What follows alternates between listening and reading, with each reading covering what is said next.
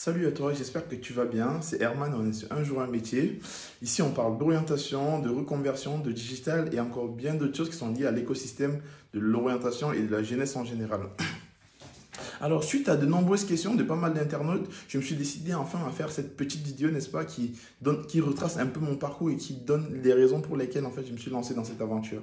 Alors, j'espère que vous me direz ce que vous en pensez, parce que j'ai envie de savoir réellement ce que vous en pensez derrière par rapport à ce projet-là. C'est un projet, entre guillemets, qui est fou, mais qui me passionne moi. Et j'aimerais savoir également, vous, qu'est-ce qui vous passionne, qu'est-ce qui vous donne la joie de vivre, qu'est-ce qui vous permet de vous lever tous les matins. Donc, restez jusqu'à la fin de la vidéo, vous allez peut-être vous marrer, mais c'est très important, restez jusqu'à la fin, partagez avec vos amis et abonnez-vous à la chaîne.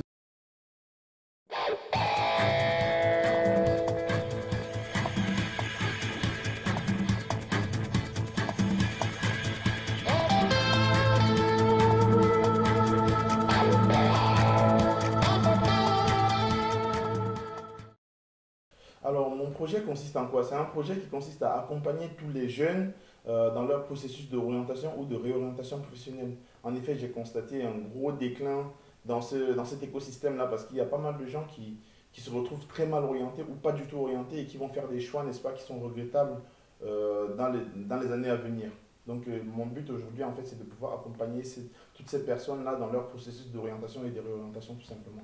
D'accord, donc tu t'es en quelque sorte inspiré de toi pour faire ce projet. Exactement. Il faut dire que je suis, entre guillemets, l'éprouvette, en fait, la première personne, en fait, de ce projet parce que moi, j'ai considéré, en fait, que j'ai été mal orienté quand je suis arrivé en France parce que entre ce que j'avais prévu quand j'arrivais et ce que j'ai fait aujourd'hui, bah, il y a tout un gros écart. Tout simplement parce que je pense que les services d'orientation n'ont pas compris mon projet et ont tout simplement répondu à un besoin sociétaire de travail.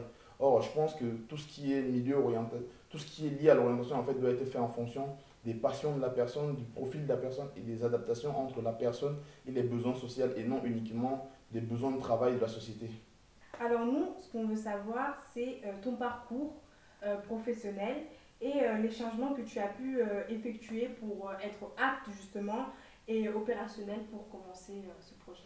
Alors, en réalité, c'est un projet qui est plus une passion. Je veux dire, moi, je suis arrivé en France en tant que mécanicien. J'ai fait un bac F1 au Cameroun, pour ceux qui connaissent. Je suis arrivé en France avec un grand projet de devenir ingénieur mécanique. Aujourd'hui, ce n'est pas le cas. Mais en réalité, je suis arrivé en France, j'ai dû me retrouver encore à refaire la seconde première terminale, à refaire un BTS derrière et derrière faire une licence. À la base, c'était pas ça mon projet, donc c'est aussi pour ça que je considère qu'en fait mon orientation n'a pas été bien faite. Mais derrière, en fait, hormis tout ça, en fait, j'ai toujours été quelqu'un qui était passionné par l'orientation, en fait, par, n'est-ce pas, ce service à la personne, cet accompagnement des personnes à accomplir réellement ce qui leur plaît, ce pourquoi ils sont faits finalement. Donc, je ne dirais pas que j'ai été formé dans l'orientation en tant que tel, mais je dirais qu'au quotidien, en fait, mes amis, la famille, les gens me viennent toujours autour de moi à me dire, oui, qu'est-ce que tu en penses de telle chose, ou comment est-ce que tu ferais si tu étais face à telle situation. Donc, l'orientation m'est venue comme ça. Et de par mes lectures, de par mes petites expériences du quotidien, c'est comme ça que je me suis retrouvé face à cette situation. Mais en réalité, l'orientation, pour moi, c'est une passion avant d'être un métier. C'est quelque chose que je le fais de façon instinctive, en fait, tout simplement. D'accord, d'accord, je vois. Et durant cette transition, on va dire ce changement, je pense que tu as connu des moments de découragement, de relâchement, on va dire. Exactement, comme tout le monde, hein, je pense que quand on pense projet, effectivement, il y a tout un écosystème qui va se mettre en place. Il faut dire que le projet en soi, c'est quelque chose que c'est un saut vers l'inconnu finalement. On ne peut pas se dire qu'on fait un projet sans penser à un moment où on abandonne, on a envie d'abandonner des moments difficiles. Et ben, tout le monde est passé par là. Et ben, moi, par exemple, ce projet, je l'ai commencé en réalité en 2014. Et ce n'est qu'il y a quelques mois que ça a commencé réellement à prendre forme. En réalité, j'ai envie de dire que mon levier a été le confinement. Pourtant, c'est un projet que je pense, je médite depuis pas mal de temps. C'est un service que j'ai envie de rendre, entre guillemets, aux miens, à mes proches depuis vraiment pas mal de temps. Mais pendant très longtemps, je me disais, oui, je vais le faire dans 2 mois ou je vais le faire dans 3 semaines. Et jusque-là, quand le mois arrivait, je trouvais toujours une excuse pour procrastiner, pour penser à autre chose. Mhm. Mais comme tout le monde, mais heureusement, finalement, je me suis dit, ça y est, il faut passer à l'action. Il faut arrêter de dire que oui, je vais le faire sans jamais le faire. Je me suis dit, je me jette à l'eau et puis on verra si je sais nager ou pas. Donc, d'accord, et nous voulons savoir à quel public tu voudrais adresser ce message. Alors, mon projet, en fait, s'adresse en réalité à tous les jeunes, et les moins jeunes d'ailleurs, qui sont dans un circuit de formation, dans un cursus d'évolution professionnelle, si je peux dire ça comme ça, parce qu'en réalité, la formation, c'est tout un processus qui dure tout le long de la vie. En réalité, on apprend tous les jours. Et moi, je pense que pour les jeunes qui sont au Cameroun, qui ont, je sais pas, qui veulent qui changent en fait de parcours, ceux qui passent de secondaire vers l'universitaire, pour ceux qui veulent voyager, pour ceux qui veulent changer de métier, pour ceux qui sont, même en France également, n'est-ce pas, qui se posent, n'est-ce pas, des questions entre la réalité de leurs besoins et les filières qu'ils font à l'école, ou ceux qui sont même en reconversion, que ce soit en France, au Cameroun ou pas. Mon projet vraiment, c'est d'accompagner ces gens-là, de leur donner davantage d'éléments pour qu'ils puissent, n'est-ce pas, mesurer au mieux leur choix. Donc le but ultime de mon truc, de mon projet, en fait, c'est de pouvoir permettre aux gens de choisir en connaissance réelle des causes, tout simplement, n'est-ce pas, leur parcours d'avenir. D'accord, bah, ça a l'air très intéressant. Je pense qu'il y aura beaucoup de jeunes, j'espère en tout cas, qui seront intéressés. J'espère aussi. Et pour la dernière question, j'aimerais savoir, dans 5 ans, avec ce projet, où tu te vois, comment ça se passe, si tout se passe bien. Alors, dans un monde idéal, comme on dit, dans 5 ans, on va dire, j'imagine bien au Cameroun avec un centre d'orientation installé au Cameroun et également une autre partie en France.